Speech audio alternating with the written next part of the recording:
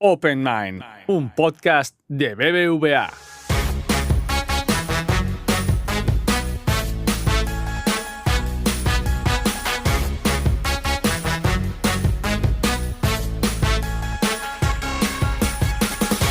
Hola, soy Dori y os saludo una vez más desde el podcast de Open Mind. Hola, aquí Paz. Y yo soy Sara, bienvenidos un día más. La pandemia de COVID-19 ha puesto de manifiesto la relevancia de la información científica y su interés general para la sociedad. En el contexto de esta pandemia, por ejemplo, ha quedado claro que atender a determinadas recomendaciones de prevención puede directamente salvarnos la vida. Pero además de la epidemia del virus, esta pandemia ha fomentado la aparición de otras plagas, como la de la desinformación en relación a asuntos científicos y de salud. Algunos definen esta eclosión como una infodemia, una epidemia de información falsa. Hoy profundizamos en los conceptos de fake science y fake news científicas, qué son, cómo se producen en el mundo académico y qué papel tienen en su difusión las redes sociales. ¿Qué ha pasado con los bulos científicos sobre el coronavirus y qué podemos hacer los consumidores de información al respecto? ¡Empezamos! Empecemos por lo básico. ¿De qué hablamos cuando hablamos de noticias falsas o fake news? Bueno, pues básicamente se trata de bulos, de informaciones falsas con formato de noticia periodística que se difunden a través de medios de comunicación con especial incidencia en medios digitales, redes sociales, etc. y que tienen como objeto la desinformación. Tal es así que, para su traducción al castellano, la Fundeu presenta la opción de utilizar noticias falseadas en lugar de falsas, ya que el adjetivo falseado tiene ese matiz de adulteración premeditada. Para aportar más luz sobre este concepto, vamos a escuchar a nuestro primer invitado. Alexandre López Borrull es investigador y profesor de Ciencias de la Información en la Universidad Oberta de Cataluña y nos explica el fenómeno de las fake news en ciencia y la fake science o falsa ciencia, que está ocurriendo también en el contexto de la pandemia de COVID-19.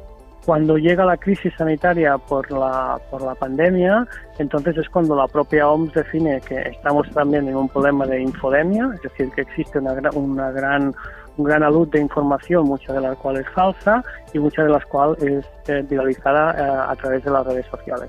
Yo aquí es donde distingo fake news, todos aquellos contenidos que son falsos, que salen en Internet y muchas veces viralizados en redes sociales, con lo que sería la fake science, que es cuando estos bulos, estas falsedades, estas medias verdades aparecen en entornos más académicos y científicos. También menciona después de esto el profesor otros conceptos claves para entender la desinformación científica, como las prepublicaciones o preprints y la revisión por pares o peer review. Claro, la primera cosa que se vio durante la crisis, y eso ya había sucedido en algunas otras crisis relacionadas con el ébola, con el Zika, con otro tipo de problemas de salud pública, era que las revistas científicas decían, bueno, nosotros vamos a poner en abierto todos aquellos contenidos que nos interesen y que hayamos aceptado los artículos para que todo el mundo lo pueda ver, ¿no? Por tanto, independientemente del pago de la suscripción, aquellos contenidos son puestos en abierto. Eso es una declaración que hacen las principales editoriales científicas.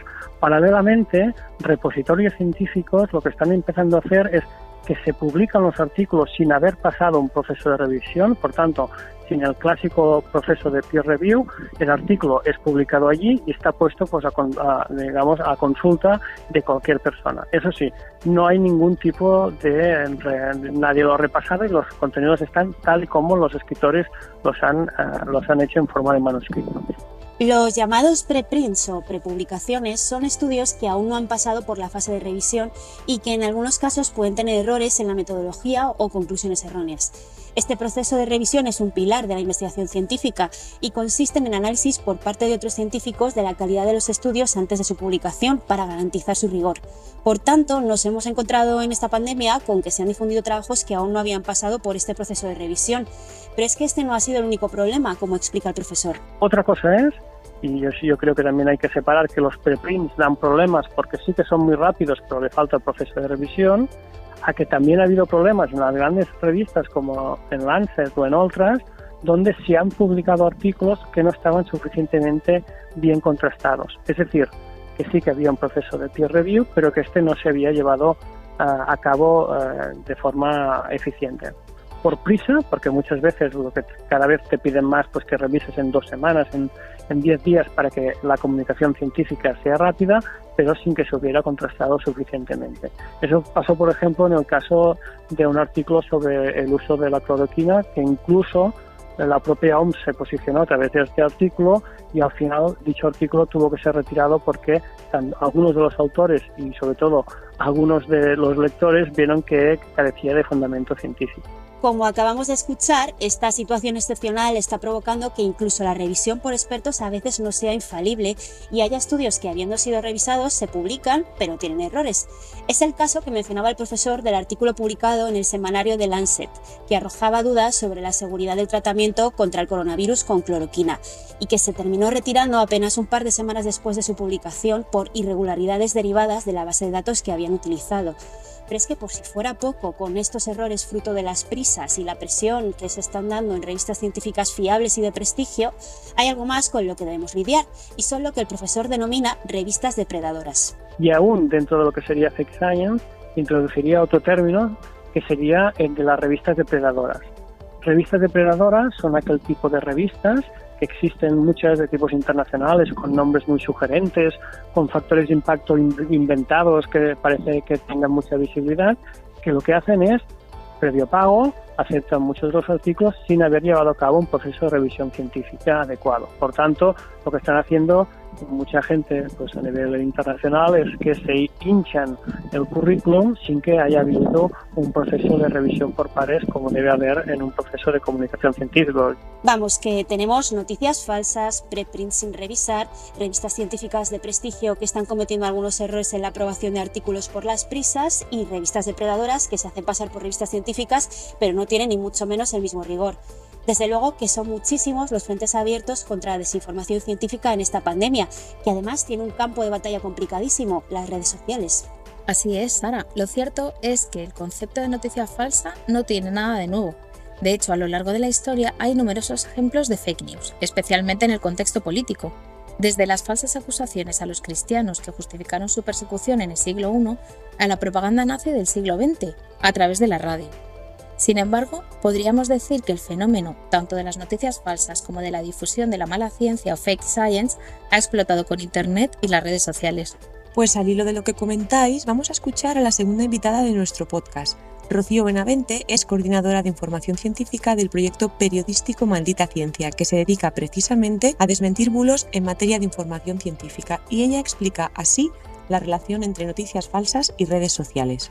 Lo que pasa es que antes solamente desinformaban pues quienes podían acceder a los medios de comunicación, que eran pues los propios medios, los poderes políticos y otros tipos de poderes, pues igual económicos o religiosos incluso, y ahora pues cualquiera puede abrir un blog o puede desde su cuenta de Facebook o de Twitter hacer un mensaje que se vuelva viral y que sea desinformador, ¿no? Entonces es verdad que el fenómeno ha cambiado un poco, pero lo que no es que hayamos inventado realmente nada nuevo. Si ponemos el foco en la desinformación científica dentro del campo de la salud en concreto, lo cierto es que antes de la pandemia ya existían algunos temas proclives a generar información falsa, tal y como nos ha contado Rocío Benavente. Antes de esto había dos áreas de ciencia y salud especialmente prolíficas para los bulos. Una era todo lo que tenía que ver con el cáncer. El cáncer es una enfermedad que nos da mucho miedo, nos preocupa, porque es una enfermedad muy grave y que además es muy compleja. Entonces tampoco es sencillo encontrar una correlación, una explicación sencilla para el cáncer, ¿no? Son muchos tipos de cánceres diferentes, hay muchos factores en juego, las curas son muy complicadas también, eso daba pie a muchos bulos. Y el otro era todo lo que tiene que ver con la alimentación, la nutrición y las ganas de adelgazar. Eso es una cosa que también es compleja. Todos, lo mismo, todos le hemos intentado dedicar un esfuerzo en algún momento de nuestras vidas, algunos más que otros, pero bueno, pues lo mismo, no es sencillo. La alimentación es un proceso humano que mezcla parte económica, parte cultural, parte de gustos personales, parte nutricional. Tampoco es inmediato, ¿no? Dejas de comer algo y adelgazas, sino que bueno, pues tiene muchas cosas y tal, y lo mismo pues da pie a muchísimo bulo, muchísimo falso mito, muchísimo charlatán que vende productos que no funcionan, y esos antes de la pandemia eran nuestras dos grandes áreas de ocupación. Bueno, pues situémonos ahora en 2020 y esta situación tan excepcional que estamos viviendo. La información en torno a la COVID-19 ha explotado en los últimos meses y ha generado un aluvión de información sin precedentes en el ámbito científico. Esta infodemia de la que hablaba el profesor López Borrull antes. El volumen es tal que es muy complicado contabilizar el número de estudios totales que se han publicado desde comienzos de la pandemia o que, habiéndose publicado anteriormente, pueden ser de gran ayuda para la investigación, como aquellos que han estudiado otros coronavirus previamente. El motor de búsqueda llamado Core19, que a día de hoy se considera la colección más completa de literatura científica sobre COVID-19, ahora mismo reúne más de 130.000 artículos, una cantidad enorme. Vamos, es que es imposible mantenerse al día. Es que efectivamente es totalmente inasumible y he aquí el problema. Tenemos una cantidad ingente de información con la cual a los propios expertos y científicos les resulta imposible mantenerse al día, pues tanto más a personas no especializadas.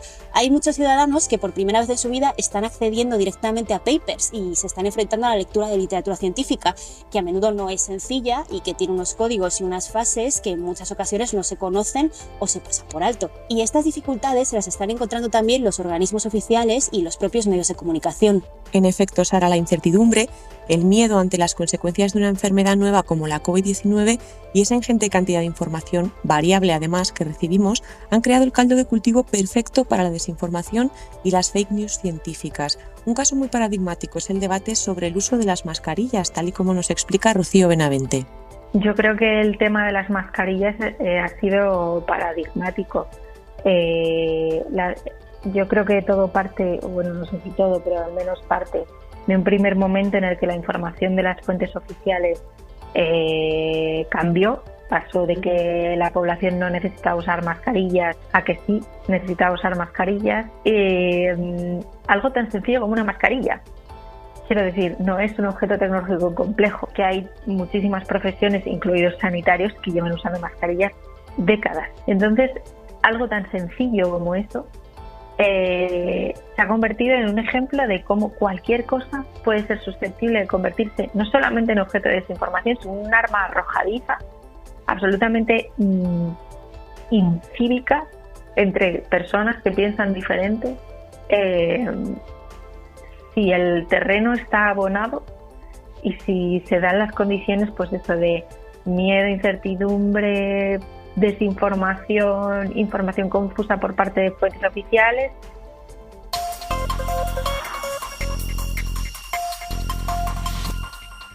Pues según lo que acabamos de oír, parece que una posible vacuna contra esa desinformación o incapacidad de discernir las noticias científicas falsas de las verdaderas sería tomar conciencia precisamente de cómo funcionan el método científico y el sistema de publicaciones científicas. La verdad en ciencia es aquella información a la que se accede después de aplicar los procesos del método científico, un modelo ordenado de producción y validación de conocimiento. Gracias a las pautas de este método científico, todo aquel que replique los experimentos que han derivado en una conclusión científica debe obtener la misma. De manera muy simplificada, así se hace y se valida la ciencia: razonamiento lógico, orden y replicabilidad. El método científico ha caracterizado a la ciencia desde que nació en el siglo XVII, pero ¿cómo se definieron estos parámetros y cómo se consiguió institucionalizar esa verdad científica? Desde la prehistoria, el ser humano ha evolucionado gracias al método de observación y ensayo y error. Es algo que, por así decirlo, está en nuestro ADN como mecanismo de supervivencia.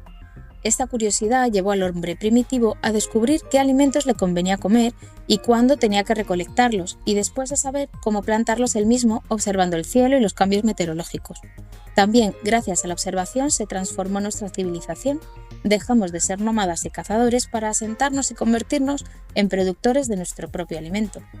Y es en el siglo XVI cuando un hombre lo cambia todo. Galileo Galilei añade el concepto de hipótesis y experimentación al proceso del peregrino método científico que se practicaba hasta entonces. Gracias a esta nueva receta para pensar, se pudieron demostrar muchos errores de postulados anteriores, por ejemplo de Aristóteles. Un siglo más tarde, en el XVII, Descartes establece las reglas definitivas del método científico en su obra Discurso del método, en 1637. Y ese método científico, que hoy se materializa en la publicación de artículos en revistas especializadas, se consolidó en el siglo XVII a partir de las primeras reuniones de científicos que debatían los resultados de sus investigaciones con otros colegas de profesión al calor de un refrigerio. De estas reuniones periódicas surgieron las primeras sociedades académicas, como la Royal Society de Reino Unido en 1660 o la Academia de Ciencias de Francia en 1666. Este sistema de publicaciones, verificación por pares e índices de citación se ha consolidado con el paso de los siglos y ha convertido a la ciencia en lo que es hoy. Para bien y para mal, sus fortalezas y su talón de Aquiles están condicionados por su propia historia, las fake news, la fake science o la mala ciencia, fenómenos que hemos abordado en el podcast de hoy, son sin duda buena prueba de ello.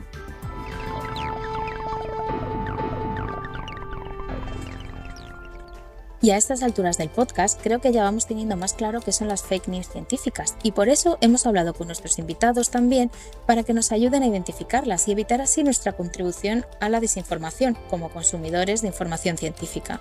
El profesor López Borrul nos resumía muy bien un primer paso para no caer en la viralización irresponsable. Primero, cualquier contenido que nos llegue que sea muy sorprendente, ponerlo un poco en cuarentena, nunca mejor dicho. Y después intentar, como siempre, como se ha hecho siempre en cualquier diccionario, enciclopedia, cualquier libro, intentar ver si la fuente de información nos es fiable. Además de seguir la pauta que nos ha dado el profesor López Borrul, cuando leemos información científica tenemos que tener en cuenta también cómo avanzan las investigaciones en medio de la incertidumbre y cómo se alcanza la exactitud en ciencia.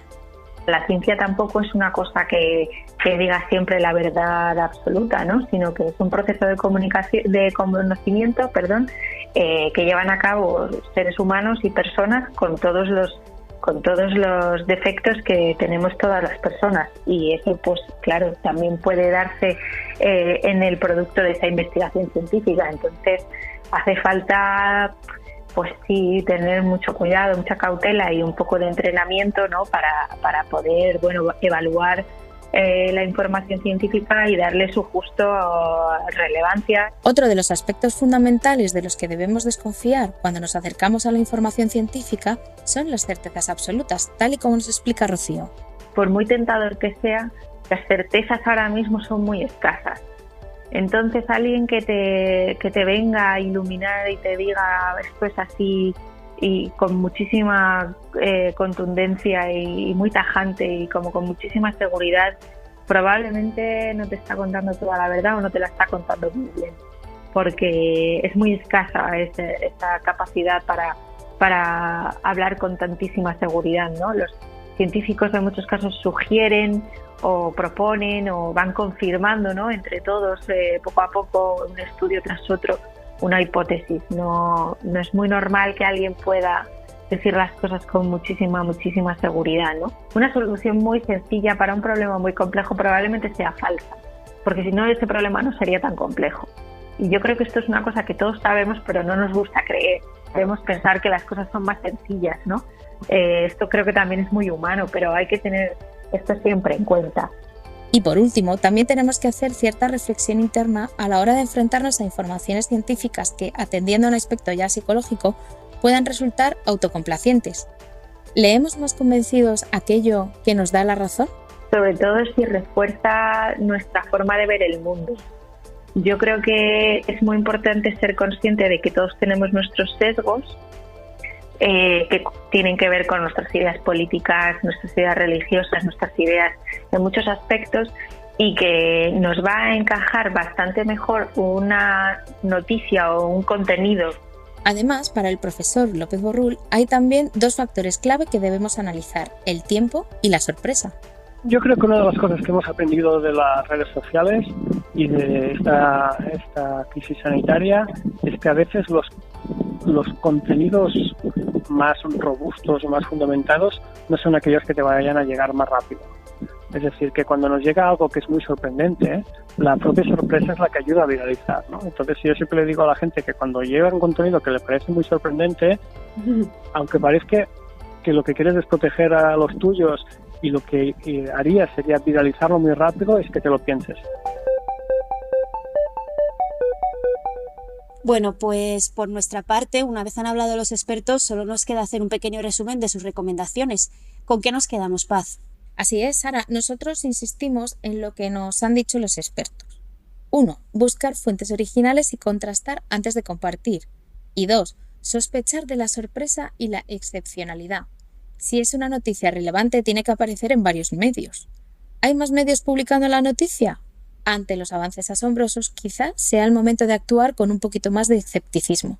Y además tener muy en cuenta lo que nos decía Rocío Benavente, cuidado con los sesgos personales y con lo que nos gustaría creer frente a la compleja y en ocasiones también dolorosa verdad científica, sobre todo en materia de salud tan delicada como es esta pandemia de COVID-19.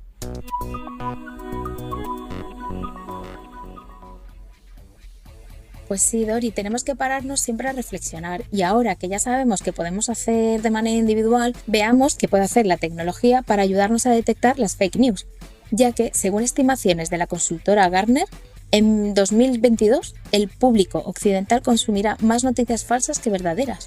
Y es que toda noticia falsa hoy en día se propaga a una velocidad infinitamente superior a la de cualquier rumor o bulo propagado en la historia pre-internet. Y aunque esta rapidez tiene su origen en las nuevas tecnologías, son también estas tecnologías, concretamente la inteligencia artificial, la que nos puede ayudar a encontrar la solución. A medida que la inteligencia artificial se vuelve cada vez más exacta, las grandes tecnológicas incorporan esta tecnología para evitar la manipulación, como es el caso de los deepfakes. ¿Esto de los deepfakes en qué consiste? Pues es una técnica de inteligencia artificial que permite editar vídeos falsos de personas que aparentemente son reales, utilizando para ello algoritmos de aprendizaje sobre vídeos o imágenes ya existentes. Vamos, que falsea un vídeo real añadiendo voces o caras. Y claro, grandes empresas tecnológicas, redes sociales y académicos se están asociando para crear sistemas que puedan detectar mejor cuando se utiliza inteligencia artificial para alterar un vídeo. Por ahora, estas tecnologías funcionan detectando inconsistencias en las sombras u otros mínimos errores de edición. En este contexto, estados, universidades y empresas invierten grandes recursos en el desarrollo de algoritmos detectores de noticias manipuladas. Esta tecnología, todavía embrionaria, necesita detectives humanos, llamados fact-checkers, para encontrar la información falsa que circula por la red. Así que de momento queda claro que en el caso de las fake news es necesario que humanos y tecnología sigan sumando esfuerzos.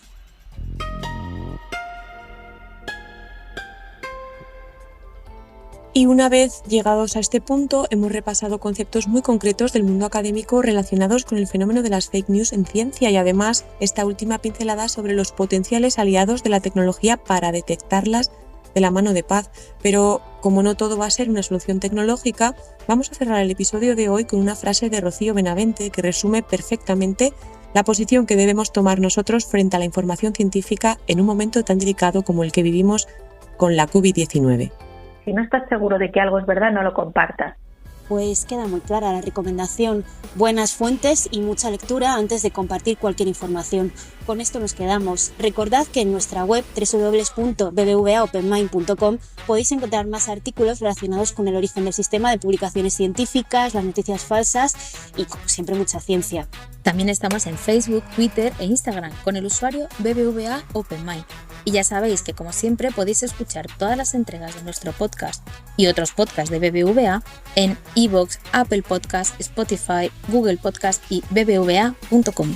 Gracias por escucharnos un día más. Volvemos pronto con un nuevo episodio. Gracias por estar ahí. Nos escuchamos en el próximo. Gracias, un placer, como siempre.